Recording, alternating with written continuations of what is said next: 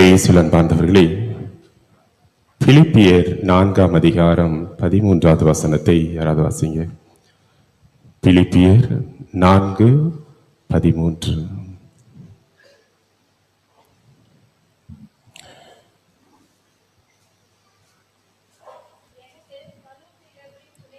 எனக்கு வலுவூட்டுகிறவரின் துணை கொண்டு எதையும் செய்ய ஆற்றல் உண்டு.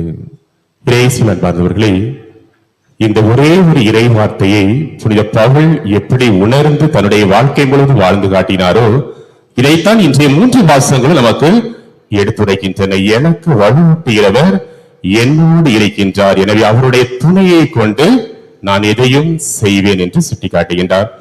இயேசுவில் அன்பார்ந்தவர்களே, இன்றைய நற்செய்தி வாசகத்தை பார்க்கின்ற பொழுது ஆண்டவராய் கடவுள் புதையல் என்ற ஒரு வார்த்தையை சுட்டிக்காட்டுகின்றார். ஒரு மனிதன் ஒரு இடத்துல போய் வேலை செய்யறான், அந்த இடத்துல தோண்டுகின்ற பொழுது ஒரு புதையலை கண்டுபிடித்து விடுகின்றான். எனவே வீட்டுக்கு வர்றான், வீட்டுல தன்னுடைய சின்ன சின்ன சொத்துக்கள் பொருட்கள் அனைத்தையும் விற்றுவிட்டு அந்த பணத்தை கொண்டு அந்த நிலத்தை வாங்கி அந்த புதையலை எடுத்துக் கொள்கின்றான். எனவே விண்ணரசு அதற்கு ஒப்பாகும் என்று கடவுள் சுட்டிக்காட்டுகின்றார். இரண்டாவது ஒரு உவமையை சுட்டிக்காட்டுகின்றார்.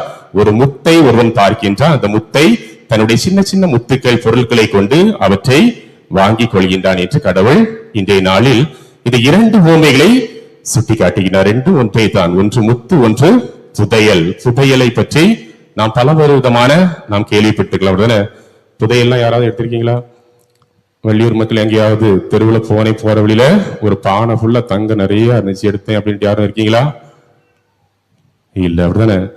கர்நாடக மாநிலத்துல சென்ற ஆண்டு பிப்ரவரி மாதம் 2ஆம் தேதி சித்தூர் என்ற கர்நாடக மாநிலம் மாவட்டத்தில சித்தூர் என்ற ஒரு பகுதியில ஒரு மனிதர் கொலை செய்யப்பட்டு கிடைக்கின்றார். அந்த மனிதர் ஏன் கொலை செய்திருக்கார் என்று இறுதியாக அங்கு விசாரணை நடத்தப்படுகின்றது. அந்த விசாரணையில் பிரபாகர் என்ற மனிதர் என்று கண்டுபிடிக்கின்றார்கள். யார் கொலை செய்தால் என்று அந்த பகுதியில் உள்ள எல்லா கேமராலத்தையும் பார்க்கிறாங்க. ஒரு மனிதர் அவரை அழைத்து செல்கின்றார். இறுதியாக ஒரு காட்டில் வைத்து இந்த பலியானது நடைபெறுகிறது. எனவே இறுதியாக அந்த மனிதர் யார் என்று கண்டுபிடிக்கணும். ஆனந்த் என்ற ஒரு மனிதரை கண்டுபிடிக்கின்றார்கள்.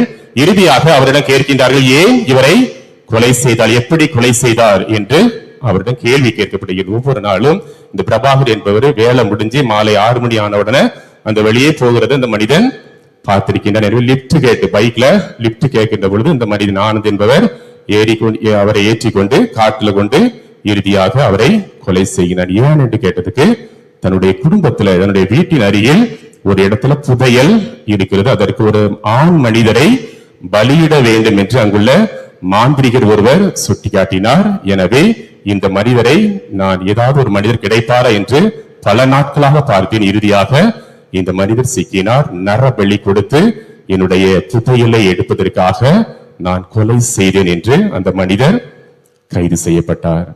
புதையலுக்காக இன்றைய நாளில் இப்படிப்பட்ட மூட நம்பிக்கைகளை நம்பி எத்தனையோ மனிதர்கள், ஒவ்வொரு ஆண்டு எத்தனையோ மனிதர்கள் கொலை செய்யப்படுகின்றார்கள். கொஞ்ச நாட்களுக்கு முன்பாக கூட ஒரு இடத்துல தன்னுடைய சொந்த பேரனை, தன்னுடைய வீட்டின் கீழே புதையல் இருக்கிறது, தன்னுடைய சொந்த பேரனை கொலை செய்த பாட்டி தாத்தா வீட்டுல புதையல் இருக்குன்னு ஒருத்தவர் சாமியா சொல்லிட்டு போனார் அப்படின்ட்டு பல சமயங்கள்ல இப்படிப்பட்ட மூட நம்பிக்கைகள் இன்றைய காலகட்டங்களிலும் தொடர்ந்து கொண்டே இருக்கிறது. புதையல் என்பதை கடவுள் இன்றைய நாளில் இறைவார்த்தையாக சுட்டிக்காட்டுகிறார். எனில் நம்முடைய வாழ்க்கையில எது புதையல் என்பதை இன்றைய நாளில் நமக்கு சுட்டிக்காட்டுகின்றார். நிறைய புதையல் இருக்கு, ஒவ்வொருவருக்கும் ஒவ்வொரு புதையல் ஒவ்வொருடைய உள்ளத்துல இருக்குது, அப்படிதானே? சில சமயங்கள்ல நம்முடைய வாழ்க்கையில எது புதையலாக நினைக்கிறோம்? எல்லா மனுஷர்களையும் ஏதாவது ஒரு புதையலை நாம் தேடிக்கொண்டே இருக்கு. சில மனிதர்களுக்கு குடிக்கிறது தான் புதையல். நாள் முழுவதும் குடிச்சு தன்னுடைய வாழ்க்கையில ஒவ்வொரு நாளும் குடிச்சுக்கிட்டு இருக்கிறது அது மிகப்பெரிய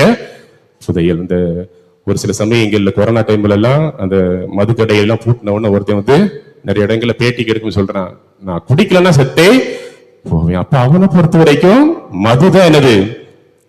புதையல், அப்படிதானே? சில சமயங்கள்ல சேலைகள், சேலை பட்டுப்பாட பட்டு பாவனைகள் அல்லது போடுற அனைத்து தங்க நகைகள் தான் ஒரு சிலருக்கு என்னது? புதையல். திருவிழா 10 நாள்ல 10 நாளும் எனக்கு புது புடவைதான் வேணும் அப்படின்னுட்டு நல்ல வேலை 40 நாள் திருவிழா வைக்கல, அப்படின்னா பல சமயங்கள்ல புதையல் என்பது ஒரு சிலருக்கு சேலைகளும் தங்க நகைகளும் புதையல்களாக இருக்கிறது. இப்புள்ள மனிதர்களுக்கு உள்ள இளையோர்களுக்கு பார்த்தோம்னா அவ்வளவு செல்போன் தான் நிறையவர்களுக்கு புதையல். சில சமயங்கள்ல 1,00,000 1.5 கோடினாலும் அந்த செல்லையும் வாங்கிதுதான் என்னுடைய புதையல். சிலவங்களுக்கு பைக் என அன்னைக்கு ஒருத்தன் சொல்றான், நான் ஒவ்வொரு நாளும் சம்பாதிச்சு வாங்குறேன், 4.5 லட்சத்து ரூபாய்க்கு ஒரு பைக்கை வாங்கியிருக்கான். கடைசியில அந்த ஒரு விபத்துல அந்த பையன் என்ன பண்றான், இறக்கினான். அவனுக்கு அதுதான் புதையல். இப்படியாக பல சமயங்கள்ல புதையல் என்பது ஏதோ பாத்திரத்துல தங்கத்தை எடுப்பது மட்டுமல்ல, பல சமயங்கள்ல இப்படிப்பட்ட உலகார்ந்த ஆசைகளை கொண்டிருக்கிறதும் பல சமயங்கள்ல புதையல் என்பதை நம்முடைய வாழ்க்கையில பல சமயங்களை சுட்டி காட்டலாம். ஆனா இன்னையுடைய காலகட்டத்தில் இன்னைக்குள்ள முதல் வாசகத்தை பார்க்கின்ற பொழுது சாலமோனின் ஞானம், சாலமோன் அரசர்கிட்ட நம்ம வாசிக்க அந்த நிகழ்வை நம்ம வாசித்தோம். அப்ப கடவுள் கேட்கிறாரு. அப்ப சாலமோனின் ஞானம், சாலமோன் அரசர் கேட்கிறார், ஒரு புதையலை கேட்டார். என்ன புதையல் கேட்டாரு? ஆண்டவரே, எனக்கு இந்த இஸ்ராயல் மக்களை வழிநடத்தக்கூடிய அந்த புதையலாகிய ஞானத்தை எனக்கு அருளும் அப்படின்ட்டு என்ன பண்றாரு சாலமோன் கடவுள்கிட்ட மன்றாடி கேட்கின்றார். உனக்கு கடவுள் சொல்றாரு, நீ இந்த உலகத்துல எனக்கு நிறைய ஆயுள் வேணும், 100 வயசு வர நான் வாழணும்னு கேட்கல, எனக்கு நிறைய செல்வம் வேண்டும் என்று கேட்கல, அந்த மனிதர்களை ஆழ்வதற்கு தேவையான ஞானத்தை தாரும் என்று கேட்டதால உனக்கு எல்லாவற்றையும் தருகிறேன் என்று என்ன பண்றாரு, அந்த புதையலை அவருடைய உள்ளத்துல வைக்காரு என்று இன்று முதல் வாசகத்துல வாசிக்க கேட்டோம். இது நச்சித் வாசகம் ஆயித்தான் சுட்டி காட்டுகள். ஒரு மனிதன் பார்க்கின்றான், புதையலை பார்த்தோன்னா தனக்குள்ள எல்லாவற்றையும் விட்டுவிட்டு அந்த புதையல் இருந்த நிலத்தை வாங்கி அதை எடுத்துக்கொண்டு மகிழ்ச்சியோடு சென்றான் என்று சொல்லப்படுகிறது. அப்ப நம்முடைய வாழ்க்கையில புதையல்கள் என்று பார்க்கின்ற பொழுது நிறைய புதையல் நம்முடைய வாழ்க்கையில இருக்கிறது. நம்முடைய வாழ்க்கையில ஒவ்வொரு இடங்களிலும் புதையல்கள் இருந்து கொண்டு, ஆனா பல சமயங்கள்ல இதுதான் புதையல் அப்படின்ட்டு பல சமயங்கள்ல நம்ம அதை கண்டு கொள்வதற்கு பல சமயங்கள் நம்முடைய கண்கள் என்ன பண்ணல, காட்டி கொடுக்கல. ஏன்னா பல சமயங்கள் நம்முடைய கண்கள் குருடாகவே ஒவ்வொரு நிமிஷமும் நம்ம கண் முன்பாக நிறைய புதையல்கள் இருக்குது. அதைத்தான் இன்றைய நாளில் இந்த மறையுடைய கேட்பதற்காக கடவுள் நம்ம என்ன பண்றாரு அழைச்சு. அப்ப என்ன புதையல்னா என்ன? அன்னை தெரசாவுடைய வாழ்க்கையை பார்க்கின்ற பொழுது ஒரு ஏழை பையனை பார்த்து உடனே மகிழ்ச்சியோடு ஏற்றுக்கொள்கின்றார். அப்ப ஒருத்தன் பேட்டி கேட்கின்றார், இவ்வளவு மகிழ்ச்சியா இருக்கீங்களே என்ன கேட்டது போது, நான் ஒரு புதையலை கண்டு கொண்டேன். ஒரு ஏழை பையன் அங்க வார அந்த பையனை பார்த்த உடனே அதுதான் என்னுடைய புதையல் அப்படின்ட்டு சொல்றாங்க. ஏன்னா ஒவ்வொரு ஏழையிலும் நான் இயேசுவை காண்கிறேன் அப்படின்ட்டு சொல்றாங்க. அப்ப நம்முடைய வாழ்க்கையில அந்த புனிதை வாங்க சென்ற வாழ்க்கையை நாம் ஒவ்வொரு நாளும் சற்று சிந்தித்து பார்க்க வேண்டும். எங்க புதையல் இருக்குது? தங்கமோ வெள்ளியோ பொண்ணோ அல்ல, மாறாக ஒரு ஏழை தான் எனக்கு புதையல் அப்படின்ட்டு என்ன பண்றாங்க அன்னை தெரசா சுட்டிக்காரு. என்னைக்காவது நம்முடைய வாழ்க்கையில அப்படிப்பட்ட ஒரு புதையல் என்னைக்காவது நம்ம பார்த்திருக்கிறோம்? ஒரு ஏழை ஒரு மனுஷனை பார்த்தோம்னா இதுதான் கடவுளுடைய சித்தம், இதுதான் என்னுடைய புதையல் அப்படின்ட்டு என்னைக்காவது நினைச்சிருக்கோம்? ஆனா அந்த புனிதனுடைய கண்களில் அப்படிப்பட்ட ஒரு நிலைகள் பார்க்கப்படுகிறது. புதையல் என்பது ஒவ்வொரு புனிதர்களுக்கும் பல விதமான புதையல்கள் நம்முடைய வாழ்க்கையில அவருடைய வாழ்க்கையில் சுட்டி காட்டுவார்கள். இதுதான் என்னுடைய புதையல்கள் அப்படின்ட்டு சுட்டி காட்டுவாங்க. அப்படியே எத்தனையோ புனிதருடைய வாழ்க்கையை நம்ம பார்க்கலாம். அப்ப நம்முடைய வாழ்க்கையில ஒவ்வொரு புனிதர்களுக்கும் இதுதான் ஒரு புதையல் அப்படின்ட்டு பார்க்கின்ற பொழுது என்னுடைய வாழ்க்கையில எதை நான் புதையலாக கொண்டிருக்கணும்? ஒரு ஆண்டுகளுக்கு முன்பாக, ஒரு 5-6 மாதங்களுக்கு முன்பாக கூட இந்த கிரிக்கெட் போட்டி ஒன்று நடந்தது. பெண்களுக்கான உலக கோப்பை கிரிக்கெட் போட்டி நடந்தது. அதுல இந்திய அணியினர் வெற்றி பெற்றார்கள். அதுல ஒரு குழந்தை ஜெமிமா என்ற ஒரு வீராங்கனை வெற்றி பெற்ற உடனே அவர்கிட்ட பேட்டி கேட்கிறாங்க. அந்த பேட்டியில என்ன சொல்றது உங்களுக்கு தெரியும்? I am not but Jesus did அப்படின்ட்டு. என்னால எதுவுமே முடியல, யாரு செஞ்சா எல்லாத்தையுமே, அந்த வெற்றி புதையலை யாரு தந்தா? என்னால முடியாது, ஆனா யார் தந்தா? என் இயேசு தந்தார் அப்படின்ட்டு இந்த உலகம் முழுவதும் எல்லா மனிதர்களும் பார்க்கும்படியாக சுட்டி காட்டினார். அப்படின்னா என்னுடைய வாழ்க்கையில சாதாரண ஒரு விளையாட்டு வீராங்கனை புதையல் என்பது என் இயேசு கிறிஸ்து என்று கண்டுபிடித்த அதே போன்று என்னுடைய வாழ்க்கையில எல்லா இடங்களிலும் நான் சொல்ல முடியுமா? செல்வ செழிப்போடு நம்ம வாழலாம். அந்த செல்வங்கள் கொடுத்தது என் கடவுள் என்று என்னுடைய வாழ்க்கையில எவ்வளவு சொல்ல. எத்தனையோ மனிதனுடைய வாழ்க்கையை பாருங்க, என்னுடைய திறமையால செஞ்ச, என்னுடைய அறிவாலை செஞ்ச, என்னுடைய பெற்றோர்கள் சேர்த்து வைத்திருந்தார்கள், அதனால் இவ்வளவு செல்வங்களை நான் சேர்த்தேன் என்று ஒவ்வொரு முறையும் மனிதர்களை சுட்டி காட்டுகிறோமே தவிர என்றாவது ஒரு நாளாவது என் கடவுள் கொடுத்த பிச்சை என்று நான் சொல்ல முடியுமா? அதைத்தான் புதையல் என்று கடவுள் சுட்டிக்க. நம்முடைய வாழ்க்கையில ஒவ்வொரு மனிதர்களையும் கடவுள் என்னது எதிர்ந்து படைக்கிறான்னு பார்க்கின்ற பொழுது சாதாரண மண் துகள்ல இருந்து என்ன பண்றாரு கடவுள் படைக்கிறார். எனில் நம்முடைய வாழ்க்கையில அந்த புதையல் என்பது வேறு ஒன்றுமல்ல, கடவுளாகிய ஆண்டவராகிய இயேசு கிறிஸ்து என்று புனித பவுல் சுட்டிக்காட்டுகிறார். பிலிப்பியர் 3ஆம் அதிகாரம் 8வது வசனத்தை நீங்க வாசிப்போம். பிலிப்பியர் 3வது அதிகாரம் 8வது வசனத்தை பார்க்கிறோம். புனித பவுல் எந்த அளவிற்கு இயேசுவை வாசிங்க.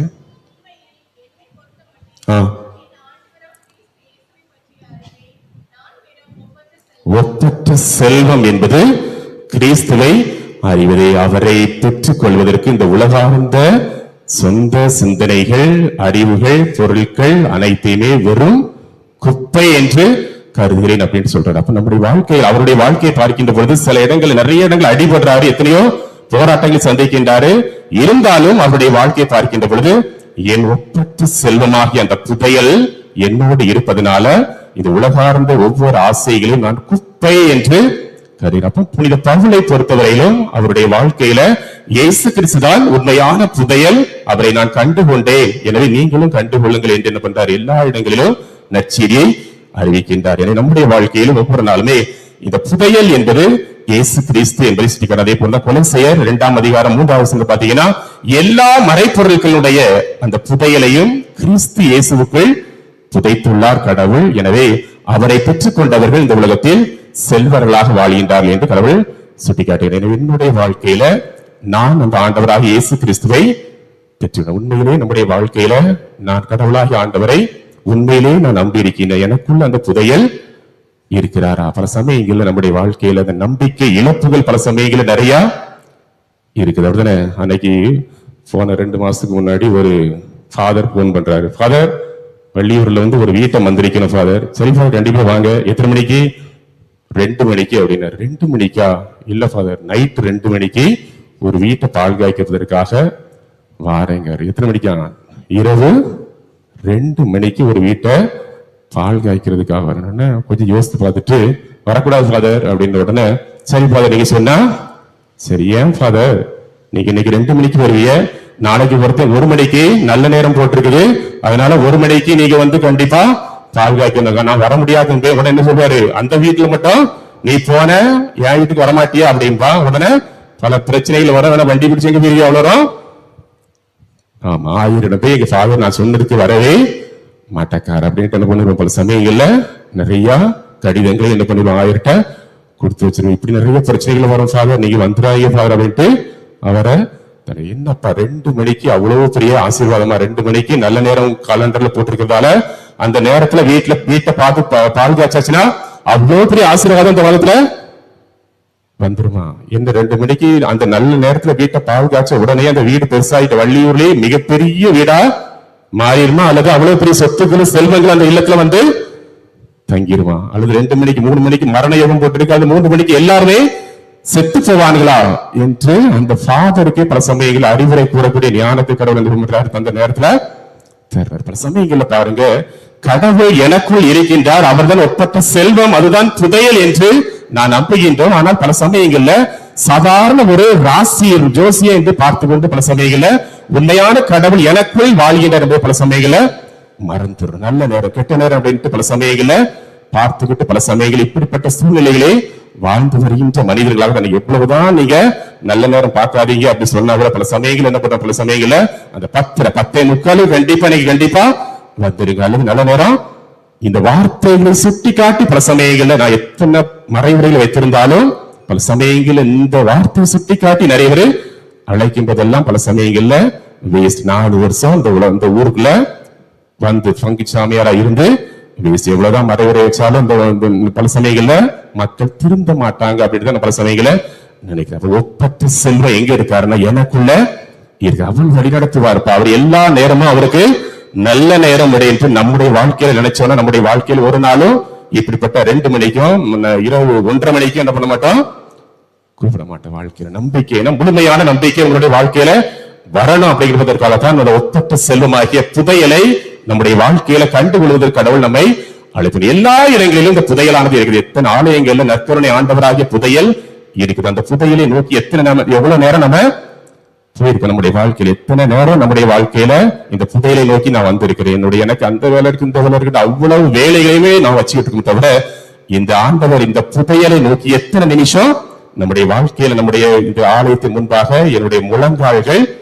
இடப்பட்டுள்ளன. நம்முடைய வாழ்க்கையில் சற்று சிந்தித்து பார்ப்பதற்கும் கடவுள் இன்றைய நாளில் நம்மை அழைப்பு விடுக்கின்றார். இயேசுவின் அன்பார்ந்தவர்களே, நம்முடைய வாழ்க்கையில இதுதான் புதையல் என்று புனித பவுல் சுட்டிக்காட்டியது போன்று நம்முடைய வாழ்க்கையிலும் அந்த புதையலை கண்டுகொள்வதற்கு கடவுள் நம்மை அழைப்பு நம்பிக்கையோடு அவரை ஏற்றுக்கொள்ளுங்கள். இரண்டாவதாக, இந்த உலகத்துல புதையல் என்பது வேறு ஒன்றும் அல்ல, அந்த புதையலை வைத்திருக்கின்ற ஒவ்வொருவரும் இந்த உலகத்துல ஒரு புதையல் தான். அப்ப யாரு புதையல்? யாரு புதையல்? நம்ம எல்லோருமே யாருதான்? ஒரு புதையல் தான். நம்முடைய வாழ்க்கையில எனக்கு வலுவூட்டுகிறவர் எனக்குள் இருக்கின்ற பொழுது எதையும் செய்ய என்னால் முடியும் அப்படின்ட்டு ஒரு அந்த வார்த்தையை இந்த பவுல் சுட்டி காட்டியது போது அந்த புதையல் வேற எங்கேயோ ஒரு இடத்துல இல்ல. எங்க இருக்குது புதையல்? எங்கமா இருக்குது? எனக்குள்ள இருக்குது. அந்த புதையலை நம்ம வச்சு நம்ம மூடி நல்லா இறுக்கி கட்டி வச்சுட்டு நம்முடைய வாழ்க்கையில நம்ம கண்ணால் பார்க்கின்ற எல்லாவற்றையும் பல சமயங்கள் என்ன பண்ணிட்டு இருக்கோம்? நம்பிக்கிட்டு இருக்கோம். அந்த புதையல் வேற எங்கேயும் இல்ல, நமக்குள்ளதான் இருக்கு. நம்முடைய வாழ்க்கையில நீங்களும் நானும் தான் அந்த உலகத்துல ஒரு புதையல் என்பதை கடவுளுடைய இறைவாத்தின் வழியாக நமக்கு சுட்டி காட்டுகின்றார். இந்த நிகழ்வை ஒரு நம்முடைய விவிலியத்துல ஒரு நிகழ்வோடு ஒப்பிட்டு நம்முடைய வாழ்க்கையில எப்படி வாழ என்று சுட்டி காட்டுகிறேன். தொடக்க நூல்ல 25ஆம் அதிகாரத்துல நீங்க தொடர்ச்சியா பார்க்கின்ற பொழுது யாக்கோபு ஏசா என்ற ஒரு 2 குழந்தைகள் யாருக்கு பிறந்திருந்தாங்க? ஏசாவும் யாக்கோபும் யாருக்கு பிறந்திருந்தாங்க? அந்த ஈசாக்குன்னு சொல்றதுக்கு வாயே வரல. ஒரு 1000 பேர் வந்திருக்கீங்கன்னா விவிலியத்துல அவ்வளவு கரைச்சு குடித்த புலிகளா இருக்கு. ஈசாக்கு 2 பிள்ளைகள். ஒரு பிள்ளை பேர் என்ன பேரு? ஏசா. இன்னொரு பிள்ளை பேரு யாக்கோபு. அப்படின்னா ஏசா யாக்கோபு. கடைசியில இந்த யாக்கோபுக்கும் ஏசாவுக்கும் ஒரு சின்ன ஒரு குழப்பங்கள் வந்து நடைபெறும். 25ஆம் அதிகாரத்தை நீங்க வாசித்து பாத்தீங்கன்னா அந்த ஏசா எல்லா இடங்களையும் சுத்திட்டு வர்றான். வயிற்று பசியால வர்றான். அங்க பார்த்தாச்சுன்னா வீட்டுல சோறு பொங்கிட்டு கிடையாது. யாக்கோபு கூழ் காய்ச்சிக்கிட்டு இருக்கிறான். அதை பார்த்த உடனே எனக்கு கொஞ்சம் கூழ் தாப்பா, எனக்கு சாவு கிடக்குறேன், எனக்கு ரொம்ப களைப்பா இருக்கு அப்படி கேட்ட உடனே அந்த யாக்கோபு வந்து என்ன கேட்கிறான்? தொடக்க நூல் 31 25ஆம் அதிகாரம் 31 எடுத்து வாசிங்க.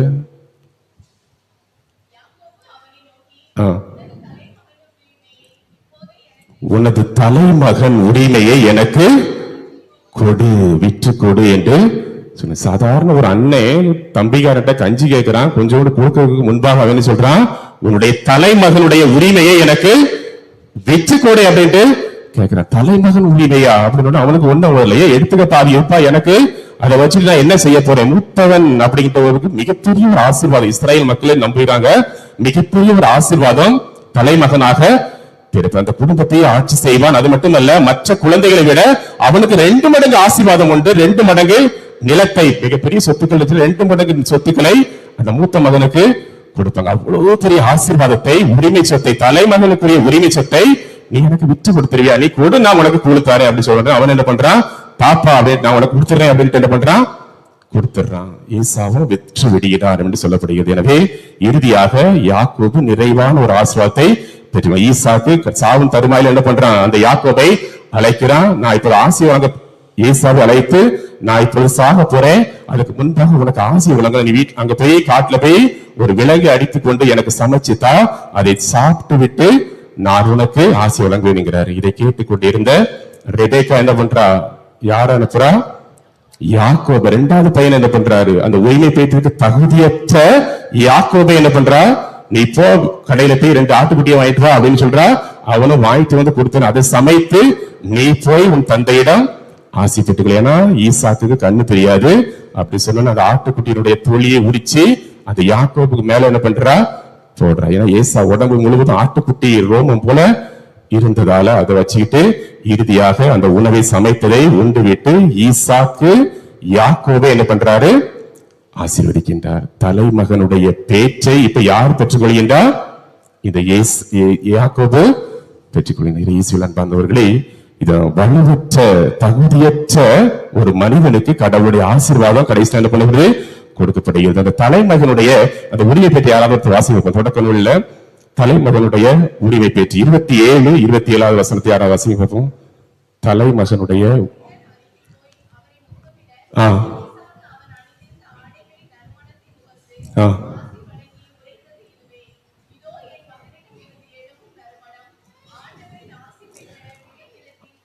அந்த வாசனையை பார்த்தவுடனே ஆண்டவருடைய ஆசி பெற்ற நிலம் என்று சொல்லுங்க, வாசிக்கிறத. நீ செல்கின்ற இடங்களிலெல்லாம் வானின் பனித்துளியும் மழையும் பெய்து செல்கின்ற இடங்களெல்லாம் 100 மடங்கு விளைச்சலை செழுமையாக நீ பெறுவாய். மூன்றாவது,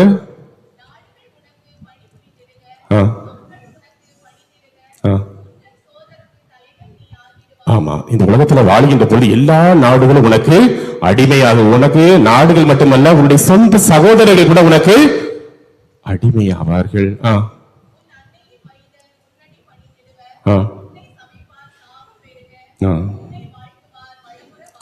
உன்னை சபிப்பவர்கள் சபிக்கப்படுவார்கள், உன்னை வாழ்த்துபவர்கள் வாழ்த்தப்படுவார்கள்.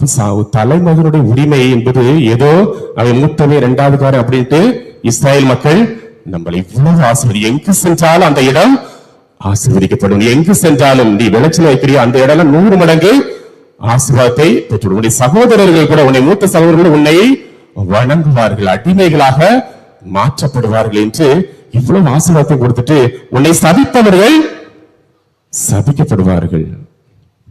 சில சமயங்கள்ல நம்முடைய வாழ்க்கையில சாபம் ஓட்டுறோம், அப்படிதானே? சில சமயங்கள்ல நீ வழங்க மாட்டா, அப்படி ஆயிடுவா இப்படி ஆயிடுவா, அன்னைக்கு கூட கோயில தொட்டா செத்துருவா, சாபம் அப்படின்ட்டு பல சமயங்கள்ல இப்படிப்பட்ட சாபங்கள் பலருடைய வாழ்க்கையிலிருந்து நம்மை நோக்கி சாபம் போட்டா பழிக்குமா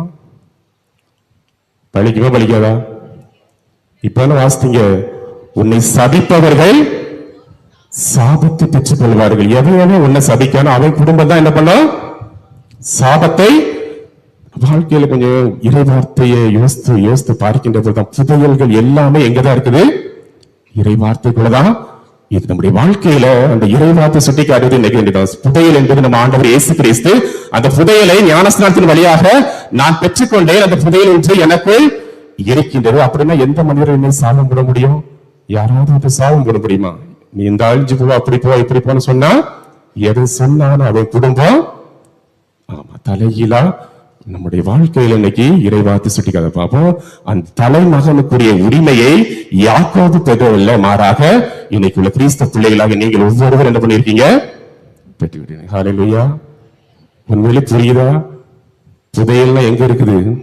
நீங்க தான் ஒவ்வொருவரு புதையல். நம்ம ஆண்டவர் இயேசு கிறிஸ்து யாரெல்லாம் வைத்திருக்கிறீர்களோ அவர்கள் தான் உண்மையான புதையல்கள் என்று கடவுள் சுட்டிக்காட்டா. எங்கெல்லாம் செல்கின்றார். இன்னைக்கு யாக்கோபுடைய வாழ்க்கையை நீங்க பார்த்தீங்கன்னா, லாபான் வீட்டுக்கு போறாரு, அங்க போன உடனே அவங்க ஆடுகளை வைக்கிறாரு, எல்லாம் போய்கிட்டே இருக்குது. இதை பார்த்த உடனே மாமனாருக்கே ஒரு பொறாமை. அதனால என்ன பண்றாரு, எனக்கு 500 ஆடு உனக்கு 500 ஆடுன்னு பிரிச்சுட்டு போறாரு. ஒரு வருஷம் கழிச்சு வந்து பாக்குறாரு, இங்க 500 1000 மாறி இருக்குது, அங்க 500 ஆடு 50,000 ஆடாக மாறிட்டு. ஏன்னா நீ செல்கின்ற இடங்களில் எல்லாம் செழுமையும் வளமையும் உண்டாகும் அப்படின்ட்டு கடவுள் சுட்டி காட்டினதால யாக்கோபு சென்ற இடம் எல்லாம் ஆசீர்வாதத்தை அள்ளி கொள்வதை நான் பார்க்கலாம். என நம்முடைய வாழ்க்கையில அந்த தலைமகனுக்குரிய உரிமையை பெற இயலாத இருந்த யாக்கோபுக்கு கடவுள் கொடுக்கின்றார். அதே போல புற இனத்து மக்களாகிய நமக்கும் இந்த தலைமகனுக்குரிய உரிமை கிடைக்காது. ஆனா அன்னை மரியின் வழியாக இந்த உலகத்துல கொடுக்கப்படுகிறது. இயேசு கிறிஸ்துவை நம்பியதால நம் முன்னோர்கள் வழியாக அந்த புதையலை யார் பெற்றுக்கொண்டோம்? எனக்குள்ள இன்றைக்கு அந்த புதையல் இருக்கிறதால நான் எப்படி இந்த உலகத்துல வாழணும்? புதையலாக இருக்கின்ற, பிறருக்கு புதையலாக கொடுக்கின்ற பிள்ளைகளாகிய நாம் பல சமயங்கள்ல இந்த உலகத்துல பிறருக்கு எத்தனை முறை நம்முடைய கடவுளை சாட்சிய வாழ்க்கை, அவர்கள் முன்பாக சாட்சிய வாழ்க்கை நம்ம. ஏன்னா எனக்குள்ள யார் இருக்கா? புதையல் இருக்குது. வலுவற்ற மனிதனாகிய இந்த யாக்கோபிற்கு கடவுள் அவ்வளவு பெரிய ஆசீர்வாதமான புதையலை கொடுத்தது. இன்னைக்கு உள்ள 2வது வாசகத்தை நீங்க வாசித்து பாத்தீங்கன்னா, ரோமையர் 8ஆம் அதிகாரம் அந்த 27, 28, 29 நீங்க வாசித்து பாத்தீங்கன்னா, தலைமகனுக்குரிய உரிமையை அவரில் நம்பிக்கை வைத்தவர்களுக்கு கொடுக்கின்றார். அப்ப அந்த புதையலை யாரெல்லாம் அவர் மீது நம்பிக்கை கொள்கின்றார்களோ அவர்களுக்கு கொடுக்கின்றார். ஏனில் நானும் ஒரு ஆண்டவர் இயேசு கிறிஸ்து மட்டும் புதையல் அல்ல, மாறாக எனக்குள் அவர் இருக்கிறதால நானும் ஒரு புதையல் அப்படின்ட்டு கடவுள் இன்றைய நாளில் சுட்டிக்காட்டு. அப்ப இந்த புதையலாக இருக்கின்ற மனிதர்கள் இந்த உலகத்துல எப்படி வாழணும்? நம்முடைய வாழ்க்கை முதல்ல எனக்குள்ள கடவுள் இருக்காரு அப்படின்றதுனா நமக்கு நிறைய குறைகள் இருக்கதான் செய்யும். நான் மிகப்பெரிய பாவி ஆண்டவர் அப்படின்ட்டு பல சமயங்கள் அன்னைக்கு கூட ஒரு இளைஞர்கள் வந்து கேட்கும்போது, ஏன்டா கோயிலுக்கு வர மாட்டேங்கன்னா, நாங்க நினைக்கிற சிந்தனைகள், எங்களுடைய நாங்க செயல்படுகின்ற செயல்கள் ஒவ்வொன்றுமே எங்களுக்கு அந்த கோயில் பக்கத்திலே நினைவுபடுத்த விடாது. நாங்கள் செய்கின்ற காரியங்கள் ஒவ்வொன்றும் சுய இன்பங்கள் அப்படின்ட்டு ஒவ்வொரு பாவங்களையாக அடிக்க நிறைய பாவங்கள் இன்னைக்குள்ள வாழ்க்கையை பார்க்கிற அவ்வளவு பாவங்களால பல சமயங்கள்ல அந்த புதையல் நமக்குள்ள இருக்கிறது என்ன பண்றோம் மறந்து. நீ எவ்வளவு பெரிய பாவியாக இருந்தாலும் வலுவற்றவனாக இருந்த யாக்கோபை தான் கடவுள் என்ன பண்றாரு தலைமகனாக மாற்றாரு. அப்புறம் நம்முடைய வாழ்க்கையில ஆண்டவர் எனக்கு நிறைய குறைபாடுகள் இருக்கு ஆண்டவரை நான் எப்படி புதையலாக மாறு. ஒரே ஒரு வார்த்தை தான் கடவுள் உங்களிடம் கேட்கின்றார். என் கடவுள் என்னோடு இருக்கின்ற பொழுது புதையலாக எனக்குள் இருக்கின்ற போது எதையும் செய்ய எனக்கு ஆற்றல் உண்டு. நான் பாவியாக இருந்தாலும் வலுவற்ற யாக்கோபை புதையலாக மாற்றியது போன்று என்னையும் கடவுள் என்ன பண்ணுவாரு மாற்ற. பாவிதான் நீங்க முதல்ல உங்களுடைய வாழ்க்கையில எந்த அளவிற்கு நீ உன்னை தாழ்ச்சியாக ஒப்புக் கொடுக்கிறீரோ அந்த அளவுக்கு கடவுள் என்ன பண்ணுவாரு ஆசீர்வாதத்தை தருவார். ஆனால் அதற்கு முன்பாக ஆண்டவரே அந்த புதையலாகி உன்னை இந்த உலகத்துல நாம் மையப்படுத்துறோம் அப்படின்ட்டு ஒரு வார்த்தை உங்களுக்குள்ள எந்த செயலை தொடங்கினாலும் உங்களை நீங்க எவ்வளவு பெரிய பாவியாக இருந்தாலும் எவ்வளவு பெரிய குறைபாடு உள்ள மனிதனாக இருந்தாலும் சரிதான் கடவுள் உன்னை தலைமகனுக்குரிய ஆசீர்வாதத்தோடு உன்னை வழி நடத்துவார். நீங்க எது செய்தாலும் கடவுள் நிறைவாக ஆசீர்வதிப்பார். ஆண்டவரை தொட்ட காரியங்கள் எல்லாம் அவருக்கு 100 மடங்கு ஆசீர்வாதத்தை கொடுத்தது போன்று பல சமயங்கள்ல ஆண்டவரே என் தொழில் வளம் இன்னும் பெருகவில்லை, என் குடும்பத்தில் இன்னும் குழந்தை பாக்கியங்கள் இல்லை ஆண்டவரே, என்னுடைய வறுமை எத்தனையோ நிலையில கடன் பிரச்சனைகளால இருக்கிறார். எல்லாருக்கும் ஏதாவது ஒரு குறைபாடுகள் கண்டிப்பா இருக்கத்தான் செய்யும். தலைமகனுக்குரிய உரிமைக்கு குறைபாடுகள் யாக்கோபுக்கு இருந்தது போன்று உங்களுக்கும் குறைகள் இருக்கத்தான் செய்யும். ஆனா புதையலாகிய கடவுள் உங்களோடு இருக்கின்ற பொழுது ஆண்டவரே நீர் இருக்கின்ற பொழுது நான் ஏன் கவலைப்படுறேன், நீ இருக்கின்ற பொழுது கடன் பிரச்சனை எல்லாமே கண்டிப்பா தீரும் ஆண்டவரே. அப்படி நம்பிக்கையோடு உங்களுடைய உள்ளத்துல உங்க கடவுள்கிட்ட அந்த புதையல் கிட்ட என்ன பண்ணுங்க ஒவ்வொரு நாளும் பேசுங்க. அது போதும். கடவுள் அதைத்தான் உங்களிடம் எல்லா சூழ்நிலை எந்த சூழ்நிலை வந்தாலும் என் கடவுள் எனக்குள்ள இருக்கிறார் அப்படின்ற ஒரே ஒரு வார்த்தை மட்டும் உங்ககிட்ட சொல்லுங்க. இதைத்தான் புனித இறைவாக்கினர் அந்த ஆபிரகாம் சொல்ற, ஆட்டுக்குட்டி நீ கவலைப்படாத, ஆட்டுக்குட்டி கத்தி வேணும் விரவு வேணும்ட்டு கவலைப்படாத, எல்லாம் கடவுள் பார்த்துக் கொள்வார் அப்படின்ட்டு ஈசாக்கை நடத்தி சென்ற ஆபிரகாமை போன்று எல்லா சூழ்நிலைகளிலும் புதையல் உங்களுக்குள்ளதான். இந்த புதையலை கண்டுகொள்ளுங்கள். இந்த உலகத்திற்கு நீங்கள் ஒரு புதையலாக மாறுங்கள். இயேசுவில் ஆண்டவருடைய ஆசீர்வாதம் தொடர்ந்து யாக்கோபை ஆசீர்வதித்தது போன்று வலுவற்ற உங்களையும் புதையலாக மாற்றுவார் என்ற நம்பிக்கையோடு திருப்பலியில் மன்றாடுவோம். ஆமென்.